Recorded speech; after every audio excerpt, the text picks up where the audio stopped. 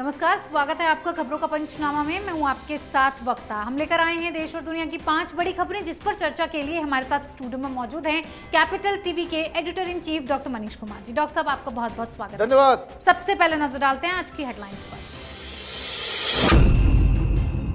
सांसदों की मांग के आगे उद्धव ठाकरे ने घुटने टेके। राष्ट्रपति चुनाव में शिवसेना करेगी एनडीए उम्मीदवार द्रौपदी मुर्मू को सपोर्ट, संजय राउत नाराज। झारखंड को पीएम मोदी ने दी बड़ी सौगात। बाबा की नगरी में एयरपोर्ट के उद्घाटन के बाद पीएम मोदी ने किया 11.5 किलोमीटर लंबा रोड शो। हजारों की संख्या में उमड़ी भीड़। ज्ञानवापी मस्जिद पर आज की सुनवाई हुई पूरी। कल फिर होगी सुनवाई। हिंदू पक्ष ने रखी दलीलें, साथ ही नए ट्रस्ट का किया गठन। तीस्ता सीतलवाड़ पर सुप्रीम कोर्ट के फैसले में दखल का विरोध। 190 लोगों ने किए हस्ताक्षर, कई बड़े अधिकारी और जज शामिल। जनसंख्या कानून पर योगी बाबा का प्लान रेडी। तिल मिलाए विपक्षी दल, दिए कई बेतुके बयान। बच्चे पैदा करने का ताल्लुक अल्लाह से।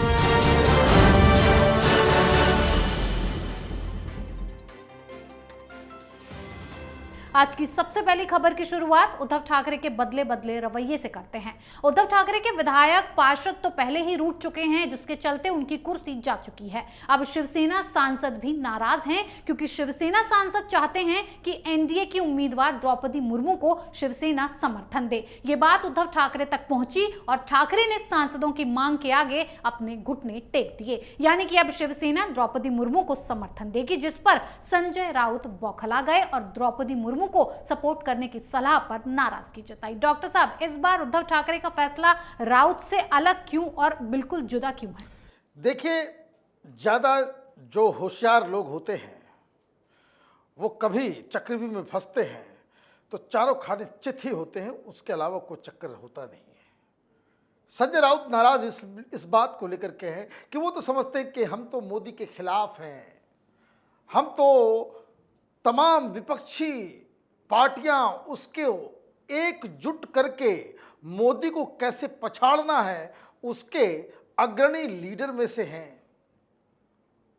और ये कैसे हो सकता कि प्रधानमंत्री मोदी का उम्मीदवार हो और हमें उनको ही वोट करना पड़े?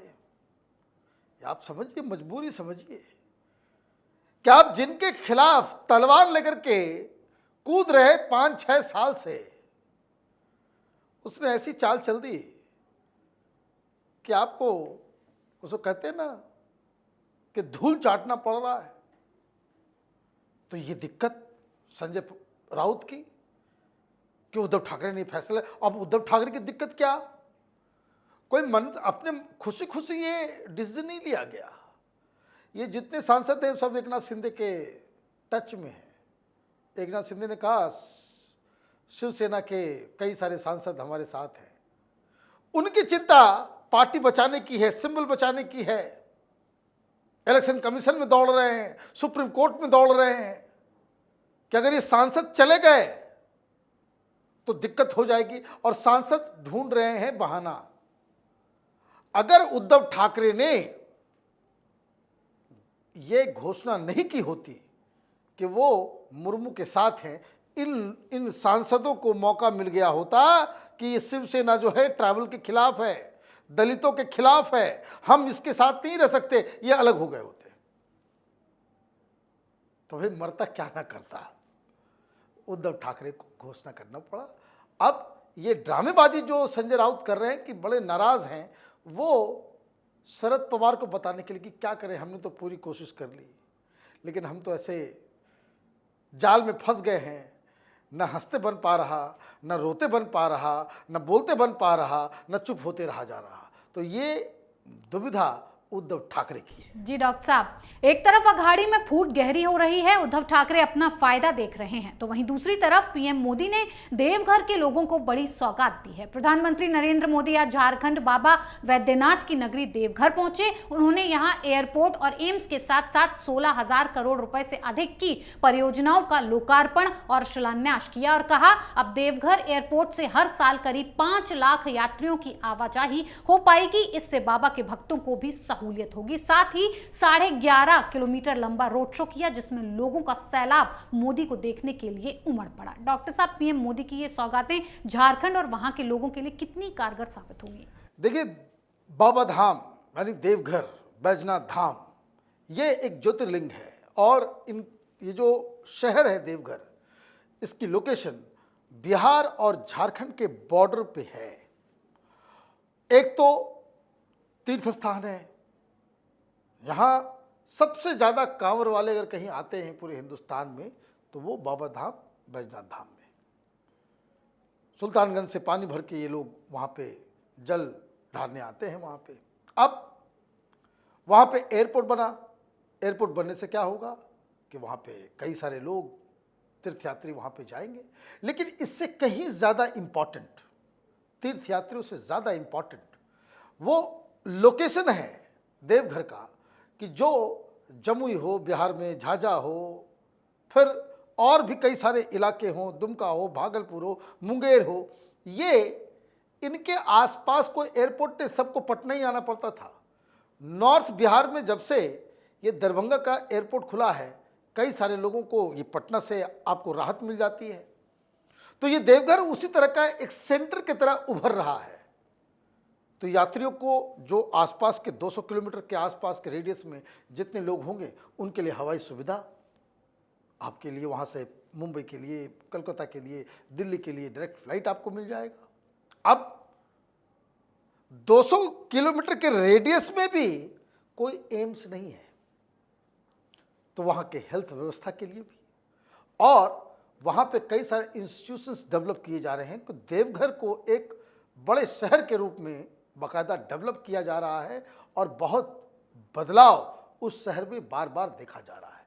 तो एक तो डेवलपमेंट का काम को लेकर के ये खबर तो इम्पॉर्टेंट है ही, लेकिन आज जो तस्वीरें आई उससे एक और राजनीतिक मैसेज पूरे विपक्ष को गया होगा कि आप एक ऐसे राज्य में जाते हैं जहां आपकी सरकार नहीं है, और वहां से एयरपोर्ट से आप बाबा धाम तक आप आ रहे हो, 11 साढ़े 11 किलोमीटर का रास्ता है, खचाखच भरे हुए लोग एक एक दर्शन बने, ऐसा लग रहा है कि लोग एक झलक पाने के लिए बेताब, हर हर मोदी, घर घर मोदी नारेबाजी। वैसा लग रहा था कि जिस हिसाब से प्रधानमंत्री मोदी की पॉपुलैरिटी चरम सीमा पे थी 2014 के समय, वो मैजिक आज भी बरकरार है। तो जो तस्वीरें आज विपक्षी पार्टियों के नेताओं ने देखी होगी, कलेजा उनका धक धक कर रहा होगा। जी डॉक्टर साहब, पीएम मोदी की लोकप्रियता किसी से छुपी नहीं है। जहां जाते हैं डंका पीट के आते हैं। डंके से याद आया कि पिछले करीब 2 महीने से ज्ञानवापी मस्जिद है, इसका डंका पीटा जा रहा है। ये मामला तब से शुरू हुआ है जब कोर्ट ने सर्वे के आदेश दिए थे। तब से मुस्लिम समुदाय अपनी दलीलें दे रहा था। आज हिंदू पक्ष ने दलील रखी, कल भी हिंदू पक्ष दलील रखेगा और मुस्लिम पक्ष को जवाब देगा। इसी बीच हिंदू पक्ष ने नई ट्रस्ट बनाते हुए कहा है कि 1 या 2 बार मंदिर से नमाज पढ़ लेने से वो मस्जिद नहीं बन जाती। डॉक्टर साहब, ज्ञानवापी मामले में क्या कुछ हो रहा है? देखिए, हो ये रहा था, मुस्लिम पक्ष इसे टालना चाहता है। जितना समय लिया जाए, जितना कुछ किया जाए, उनको लग रहा है कोई ऊपर से कुछ ऐसा करिश्मा हो जाएगा जिससे ये सारी जो ये विवाद जो है उनके पक्ष में चला आएगा। तो हर बार ये जाते, इस बार हिंदू पक्ष ने साफ साफ कहा कि जितनी सुनवाई जो कुछ करना है इसको खत्म कीजिए, और ये जो हर 2 दिन के बाद ये कहते हैं कि 4 दिन के बाद हमें समय दीजिए, 4 दिन का समय दीजिए, ये कुछ नहीं, डेली बेसिस पे सुनवाई होनी चाहिए, पहली बात।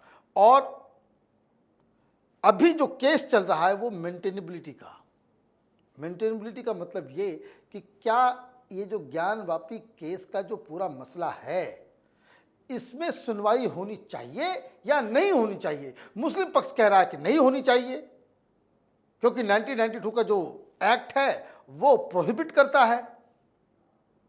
वो मस्जिद है, मस्जिद थी, मस्जिद है, मस्जिद रहेगी। जी। हिंदू पक्ष कह रहा है कि हम तो उसमें डिस्कशन करेंगे, क्योंकि ये 1992 के कानून के तहत कवर नहीं होता, क्योंकि यहां कोई बेसिक स्ट्रक्चर उस परिसर का चेंज नहीं किया जा रहा। 1947 में वहाँ पे गौरी लक्ष्मी श्रृंगार गौरी वहां श्रृंगार गौरी की पूजा हो रही थी। ये पूजा करने का अधिकार हमें है। और दलील ये भी कि मुस्लिम्स कहीं पे भी बैठ करके वो नमाज पढ़ दें तो वो मस्जिद नहीं होती।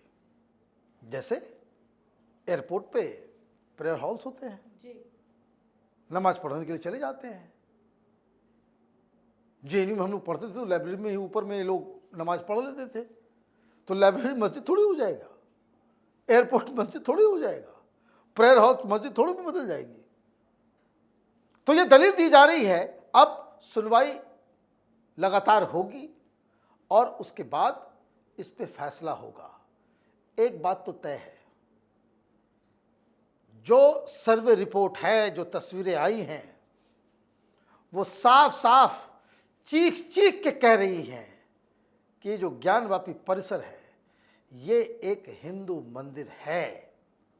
अब मुस्लिम उलमाओं को ये बताना पड़ेगा कि क्या किसी जगह पे शिवलिंग मिले वो मस्जिद हो सकती है, जहां मूर्तियां मिले, जहां हिंदू प्रतीक चिन्ह मिले वो मस्जिद हो सकती है।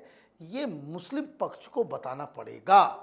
और अगर इसके बाद भी वो ये कहते हैं कि वे मस्जिद है तो इसका मतलब ये हिंदुस्तान में बवाल करना चाहते हैं। जी डॉक्टर साहब, ज्ञानवापी मामले में सुनवाई चल ही रही है, लेकिन तीस्ता पर भी कम बवाल नहीं कट रहा है। तीस्ता सीतलवाड़ पर आए सुप्रीम कोर्ट के फैसले में दखल देने वाले एक्टिविस्टों का 190 लोगों ने लिखित में विरोध दर्ज किया है। मामले में 13 पूर्व जज, 90 रिटायर्ड नौकरशाहों और 87 पूर्व सैन्य अधिकारियों ने साझा बयान जारी किया है। इस बयान पर कुल 190 लोगों के हस्ताक्षर हैं। गुजरात दंगों पर आए सुप्रीम कोर्ट के फैसले में तीस्ता सीतलवाड़ के खिलाफ टिप्पणियों को हटाने की मांग हो रही है कि ये राजनीति से प्रेरित हैं, जिस पर 190 लोगों ने बयान में कहा है कि सुप्रीम कोर्ट को इस मामले में अपने फैसले की टिप्पणियों को नहीं हटाना चाहिए। डॉक्टर साहब, ये दखल क्यों दिया जा रहा है और सुप्रीम कोर्ट के फैसले पर सवाल क्यों? आ गया गैंग। ये गैंग है सोनिया गांधी का, ये गैंग है लुटेरों का, ये गैंग है भ्रष्टाचारियों का, और ये गैंग है इस देश को तोड़ फोड़ करने वाले टुकड़े टुकड़े गैंग का। तीस्ता सीतलवाड़ के समर्थन में कोई खड़ा हो सकता है? मूर्खता की कोई सीमा है या नहीं है? क्या यह सच नहीं है कि ये जिन मुस्लिम पीड़ितों के लिए लड़ रही थी उसके नाम पे ये पैसे लूट रही थी? क्या यह सच नहीं है कि जिस सोसाइटी में एक एमपी की मौत हुई, जिसको विधवा को लेकर के आप मार्केटिंग कर रही हैं, अपना न्याय दिलाना तो दूर, उसकी लाइब्रेरी के पैसे, उसके लिए जो लाइब्रेरी के लिए वहां बनने के लिए जो पैसा आया था उसको चट कर गई। केस चल रहा है या नहीं चल रहा है? क्या यह सच नहीं है कि इनके ऊपर यह आरोप लगे कि भाई गवाहों को ये अपने पास बंधक बना के रखती थी और गवाहों से बिना उनकी इजाजत के उनको बरगलाने का काम, उनको बकायदा इस्तेमाल करने का आरोप इनको पर नहीं लगा? क्या एसआईटी ने ये ऑब्जेक्शन नहीं किया कि भाई आप सारे विटनेसेस के एक जैसे दस्तावेज जमा करवाने के लिए? देखिए, ये फ्रॉड लोग हैं जी। ये कांग्रेस, यूपीए, सेकुलरिज्म, इस सब का जो पूरा जो इंडस्ट्री है, उस इंडस्ट्री की ये सब पिलर्स हैं। सुप्रीम कोर्ट ने सही कहा कि ये सारी चीजें न्याय दिलाने के लिए नहीं बल्कि राजनीति से प्रेरित थी। अब आप 15 साल 20 साल एक ही मुद्दे को लेकर के झूठ सच कर रहे हैं। क्या यह सच नहीं है कि इन्होंने जो एफिडेविट यहां जमा किया, रिपोर्ट जो जमा की अपने तरफ से कोर्ट के अंदर, उसको जाकर के यूएन में जाकर के दे आई है कि हिंदुस्तान को बदनाम करो? तो ये तमाशा बंद होना चाहिए। बहुत हो गया खेल। और इस तरह के लोगों, जिन लोगों ने साइन किया है, इसका एंटीसीडेंट ढूंढना चाहिए। कि कौन कितना कॉम्प्रोमाइज्ड रहा है। आप भ्रष्टाचारियों, आप फ्रॉड्स, गबन करने वाले, झूठ बोलने वाले, हिंदुस्तान को बदनाम करने वाले, ये टुकड़े टुकड़े गैंग के साथ खड़े होने वाले, ये शाहीन बाग को पीछे से मदद करने वाले, ये तमाम तरह के लोगों के साथ आप खड़े हो जाएंगे। और यह तो गट्स टू से कि भाई सुप्रीम कोर्ट अपने बयान को वो पॉलिटिक्स, राजनीति से प्रेरित है। इस तरह की चीज़ों को बिल्कुल डिस्कार्ड करना चाहिए और ऐसे चेहरे को हिंदुस्तान को याद रखना चाहिए, पहचान लेना चाहिए कि जो हमेशा हिंदुस्तान की तबाही, बर्बादी और बदनामी के लिए काम करते हैं। जी डॉक्टर साहब, तीस्ता के मामले में कोर्ट के फैसले को गलत बताया जा रहा है, उसमें दखल दिया जा रहा है, तो वहीं जनसंख्या कानून पर योगी बाबा ने लगाम लगाने का प्लान तैयार कर लिया है, जिस पर विपक्षी दल बेचैन हो रहे हैं और जनसंख्या कानून लाने की बात पर नई नई बयानबाजी कर रहे हैं, जिसमें अखिलेश यादव, सपा सांसद शफीकुर रहमान और ओवैसी हैं। शफीकुर रहमान तो बच्चे पैदा करने का ताल्लुक अल्लाह से बता रहे हैं, तो अखिलेश यादव लोकतांत्रिक मूल्यों की बातें कर रहे हैं। डॉक्टर साहब, जनसंख्या कानून से विपक्ष को क्या परेशानी है? परेशानी ही परेशानी है। राजनीति करना है इन लोगों को, इन लोगों को देश की चिंता थोड़ी है। कोई मूर्ख होगा और ऐसा वैसा नहीं, बहुत कमाल का मूर्ख होगा जो ये कहेगा कि जनसंख्या कंट्रोल नहीं होनी चाहिए। हम चाइना को क्रॉस करने वाले हैं। अरे भाई, ये कहां से ये लोग पढ़ाई लिखाई किए, समझ में नहीं आता। देश का क्षेत्रफल वैसे ही, रिसोर्सेज और घटते ही जा रहे हैं, अपॉर्चुनिटी लिमिटेड, सब कुछ तो लिमिटेड है, पानी, हवा, सब कुछ लिमिटेड। 50 आदमी रहोगे तो ये रिसोर्सेज बहुत दिन तक चलेगा। 100 आदमी रहोगे आधा हो जाएगा, 1000 रहोगे और कम हो जाएगा, 1 लाख रहोगे और कम हो जाएगा। आप कितना भी विकास कर लो, और ये जो बच्चे छापने वाली मशीन चलते रहेगी ना, कुछ विकास किसी काम नहीं आने वाला। आप 10 घर बनाओ, 100 लोग घुस जाएंगे। जनसंख्या नहीं रोके, दिक्कत हो जाएगी उसमें। लेकिन इन लोगों को करनी राजनीति। कोई भी देश में अच्छा काम होगा, ये तुरंत बोलेंगे मुसलमानों के खिलाफ है। और ये ऐसे चुटपुंजे लोग, ये कौन है? शफीकुर रहमान वर्क, वाहियात किस्म की बयानबाजी करके ये मीडिया का लाइमलाइट लेता है। इनकी बेहुदी बातों को मीडिया वाले दिखाते क्यों हैं?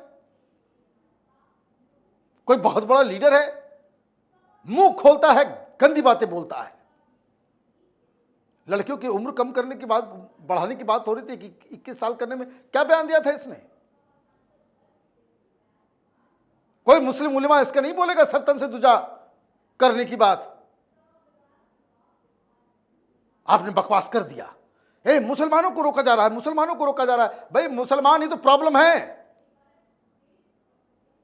जनसंख्या कंट्रोल ना करने की वजह से सबसे ज्यादा प्रॉब्लम किसकी है? मुसलमानों की है। और ये मुसलमान, पता नहीं क्या इन लोगों के दिमाग में चलता है। हर पढ़े लिखे लोगों को सच्चर कमेटी की रिपोर्ट पढ़नी चाहिए।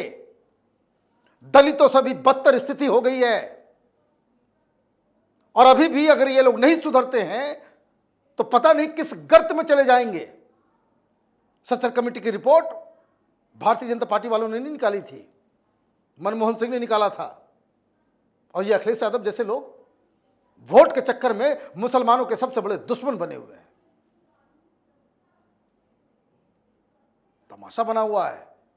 आपको लग रहा है कि सब कुछ जो है, आप कुछ भी कुछ देश के अंदर में बक लीजिए, बोल लीजिए, और आप अब ये मुसलमान जो है भड़क जाएंगे। क्या चाचा, योगी कानून ला रहा है, मोदी कानून ला रहा है, अमित शाह कानून ला रहे हैं ये मुसलमानों को जो है उनकी जनसंख्या कम करने के लिए। तो क्या कीजिएगा? वो एक कहावत है कि एक ही उल्लू काफी है बर्बाद गुलिस्ता करने को। हर डाल पे उल्लू बैठा है, अंजाम में गुलिस्ता क्या होगा? तो यही मुस्लिम समाज की हकीकत है। जी डॉक्टर साहब, बहुत बहुत धन्यवाद इतनी जानकारी के लिए। धन्यवाद। खबरों का पंचनामा में आज के लिए इतना ही। देश विदेश की बाकी खबरों और उनके सटीक एनालिसिस के लिए देखते रहिए कैपिटल टीवी। हमें लाइक कीजिए, शेयर कीजिए और कैपिटल टीवी को सब्सक्राइब कीजिए। नमस्कार।